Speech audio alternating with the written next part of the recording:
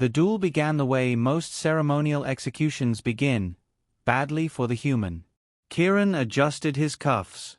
Not armored gauntlets, not energy shields, just the cufflinks on a shirt tailored for a man who believed he'd attend a dinner party, not a trial by combat before the galaxy's most judgmental aristocrats.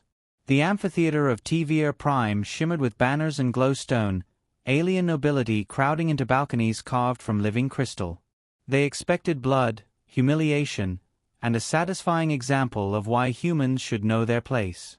Kieran, of course, was smiling. "Do you need a moment?" he asked politely, as his challenger, a 7-foot-tall warrior princess of the Zalek clan, tightened her grip on a ceremonial sword inscribed with blazing runes. Her nostrils flared. "You will not stall, human. Draw your weapon." Kieran patted his pockets as though checking for keys.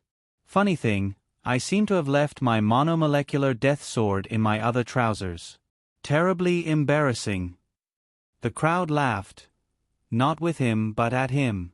Alien dignitaries clicked mandibles, hissed through spiracles, and pulsed lights along bioluminescent veins. This was meant to be a joke. Humanity, cornered, offering a lamb for slaughter. The duel began. Steel met flesh. Well, mostly. She cut his palm, a shallow, deliberate wound, the kind warriors give weaklings to mark the beginning of a slow, theatrical death. That was when everything went very wrong for her, and very right for him. The blade's runes flared. The amphitheater went silent.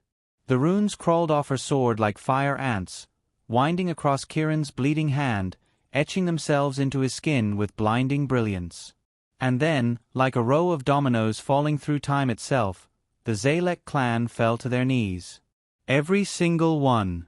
The warrior princess froze, her sword still raised. Her jaw trembled.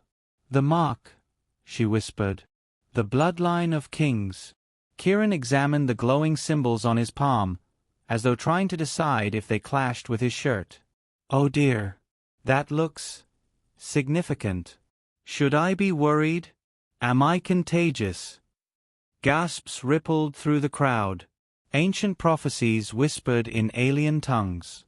Somewhere, an elder fainted. Kieran flexed his hand, smiling faintly. He didn't look surprised. Not at all. He had them now. Hook, line, and prophecy. 4 weeks, he'd been enduring the Galactic Council's endless suspicion of humanity. They called Earth a primitive backwater, with unruly predators, and insufficient reverence for tradition. So naturally, he let them drag him into their most sacred ritual combat. He'd played his part beautifully, polite, naive, harmless. And now they were looking at him the way rabbits look at wolves when they finally realized the wolf was smiling for a reason. The warrior princess staggered back, blade clattering to the stone. "It cannot be. You carry the bloodline of the first sovereign, the conqueror king." Kieran tilted his head. "I do get told I have my grandfather's eyes." The amphitheater erupted into chaos. Some aliens shouted for reverence. Others screamed for his death. Armies whispered across comlinks. Entire species realized they might have just crowned the very people they'd mocked. Kieran, meanwhile, dabbed his bleeding palm with a silk handkerchief. "I'm terribly sorry if this ruins the ceremony. But you see, humans have a knack for awkward timing." By the time the council convened to make sense of what had just happened, the rumor had spread like wildfire across the galaxy. The human carried the mark.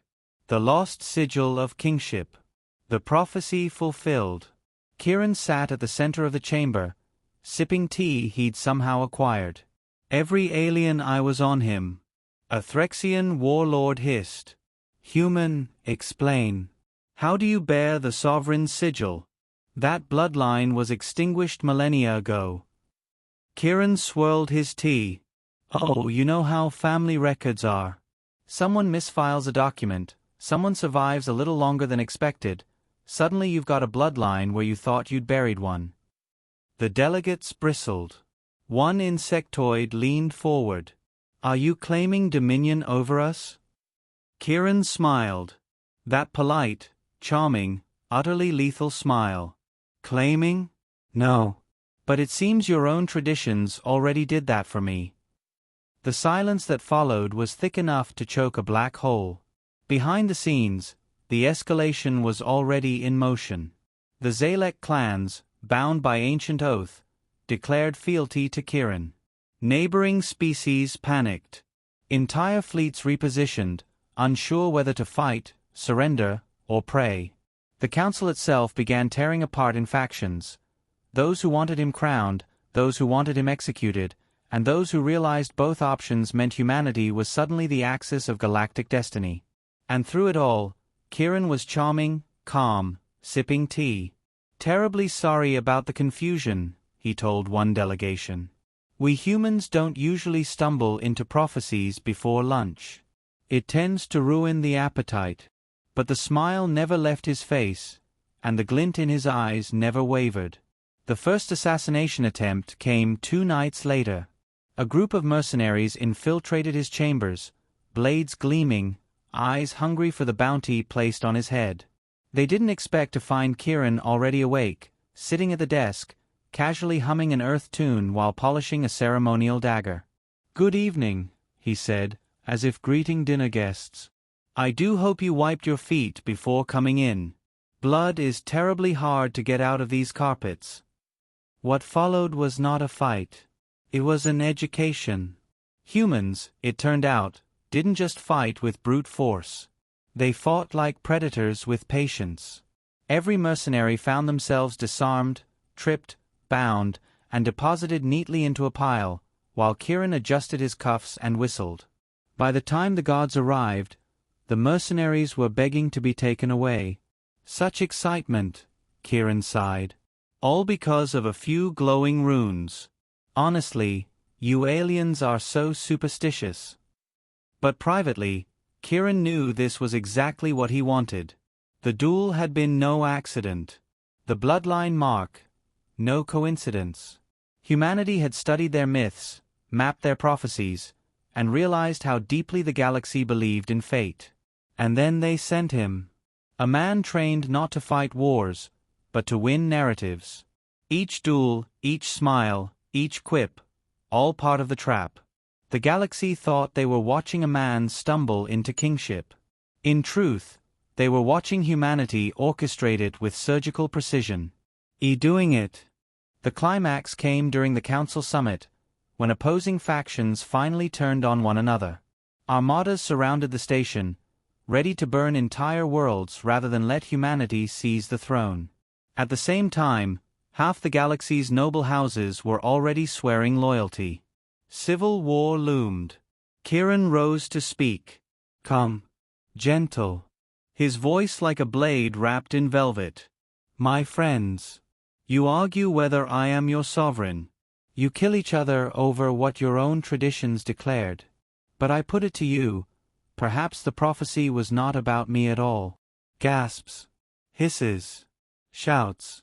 He lifted his hand, the runes glowing faintly. Perhaps it was about us. Humanity. The species you dismissed.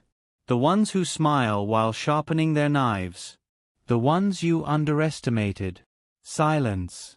Kieran smiled wider. And perhaps we let you underestimate us. Because the best trap is the one your prey walks into willingly. At that moment, the stars outside lit up. Human war fleets uncloaked across the void, their hulls humming with power. Not invading, waiting. Come. Patient. Watching like wolves around a trembling herd. The delegates froze in horror. They realized the truth too late. Humanity hadn't stumbled into destiny. Humanity had engineered it. Every duel, every myth, every glowing rune, calculated. A con, written in blood and prophecy. Kieran bowed politely. Now then, shall we discuss terms? The galaxy would never be the same. Because humans didn't just fight wars. They rewrote the stories their enemies believed in. And they always smiled will.